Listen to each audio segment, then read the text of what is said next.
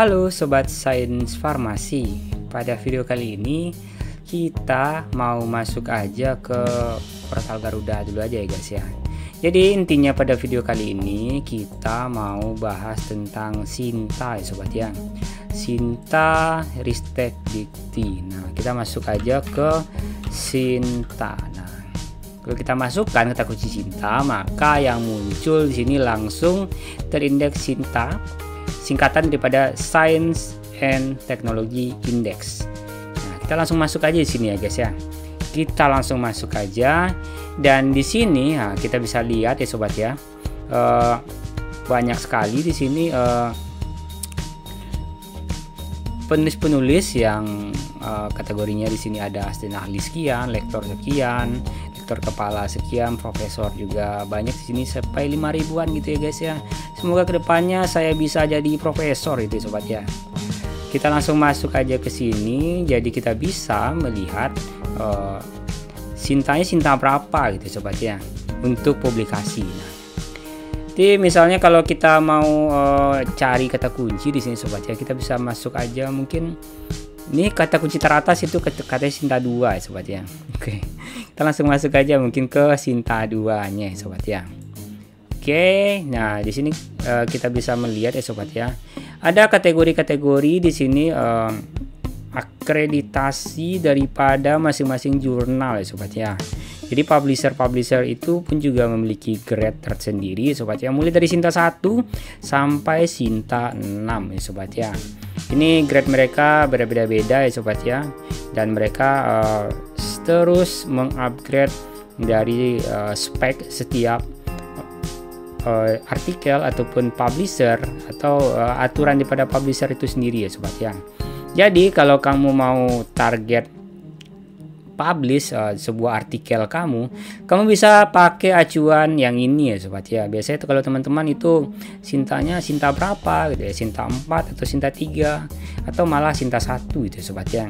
Bisa dilihat di sini ya sobat ya, kita baru aja nih bahas tentang Sinta-Sintaan ini sobat ya. Kalau Sinta 6 itu hanya terindeksnya di sebatas portal Garuda aja. Contoh kayak gini, ini belum terindeks apa-apa di sini. Katanya belum juga terindeks di portal Garuda di sini sobat ya. Artinya ini jurnalnya pasti jurnalnya masih baru itu sobat ya. Karena baru masuk di Sinta 6 sobat ya. Artinya sudah Sinta 6 selama 3 tahun ya sobat ya. Kalau untuk yang internasional kita bisa pakai Scopus-Scopusan gitu ya sobat ya, atau Q1, Q2, Q3 dan Q4 gitu sobat ya. Artinya di situ bisa menjadi tolak ukur kita untuk melihat seberapa jauh keampuhan daripada jurnal itu sendiri ya sobat ya. Oke, ini Sinta 6. Nah, kita lanjut next ke Sinta 5. Sinta 5 masih satu grade di atas daripada Sinta 6. Next Sinta 4 juga centang portal Garudanya ada yang enggak gitu sobat ya. Jadi di sini sangat banyak sekali publisher gitu ya sobat ya. Contohnya di Sinta 6 ada Sinta 6 ya sobat ya, ada 187 jurnal. Nah, 187 publisher, 187 publisher. Itu sangat banyak sekali. Kita bisa pilih aja langsung ya sobat ya. Habis itu yang Sinta 5 itu ada 1326. Ini sudah kategori ribuan ini. Kita kalau mau bahasnya satu persatu kayaknya butuh waktu lagi.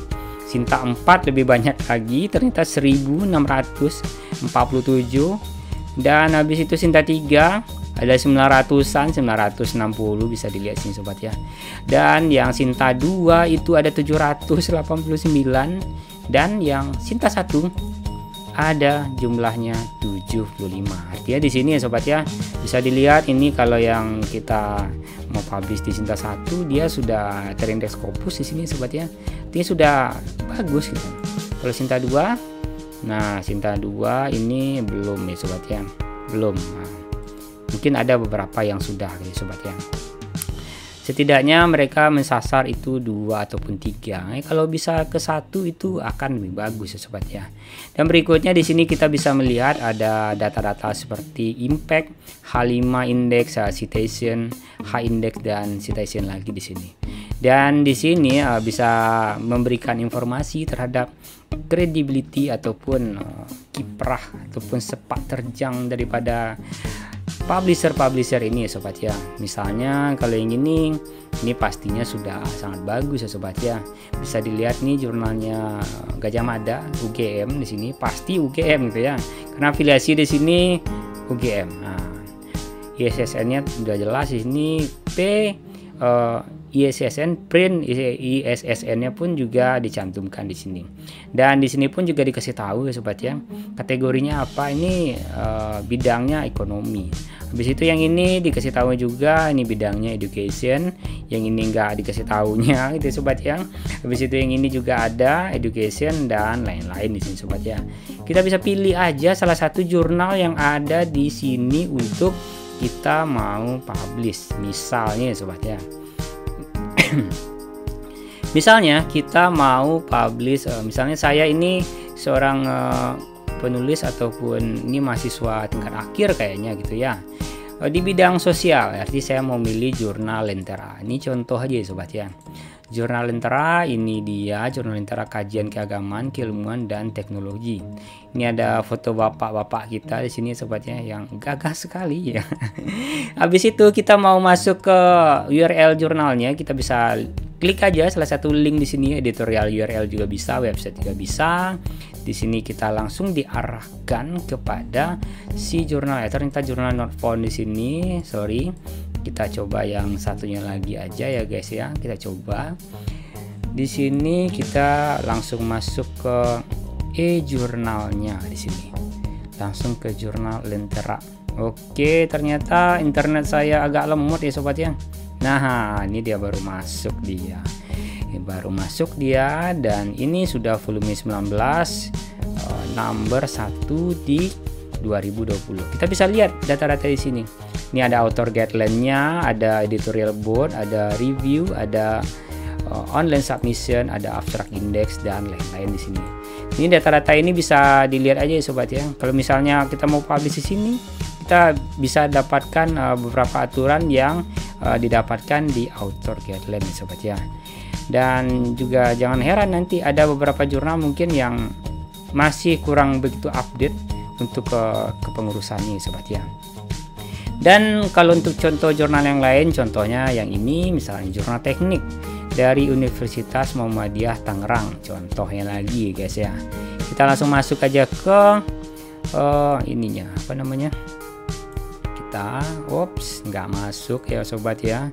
Ternyata nggak tahu nih jurnal entah masih ada apa enggak nih sobat ya. Oke, kita masuk, ternyata nggak ada jurnalnya.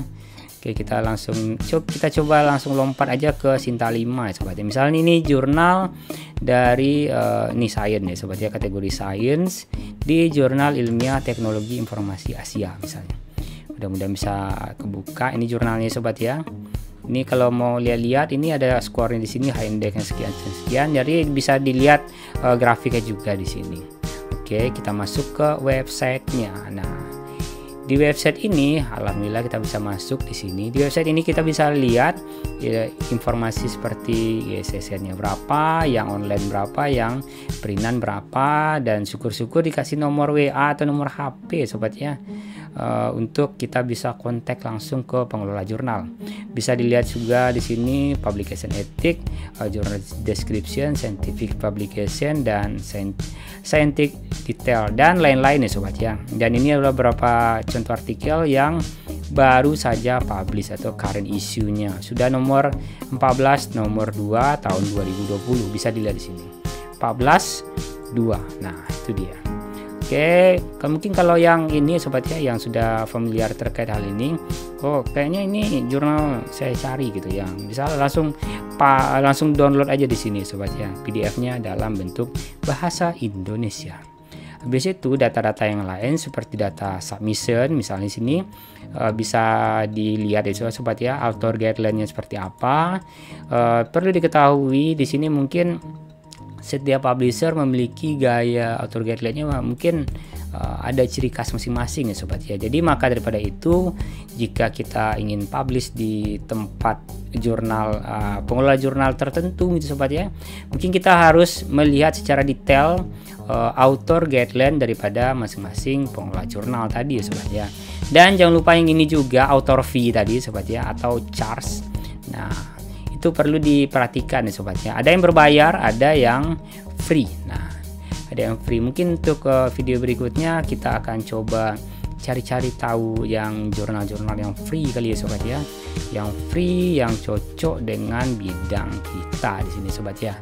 Oke guys, kayaknya cukup sampai di situ aja mungkin video kita kali ini, daripada nanti panjang-panjang sobat ya, karena ini video pertama yang ngebahas tentang Sinta Indonesia sobat ya. Jadi ini bisa kamu jadikan acuan untuk mencari referensi-referensi jurnal ilmiah tempat kita mau publish artikel ya sobat ya.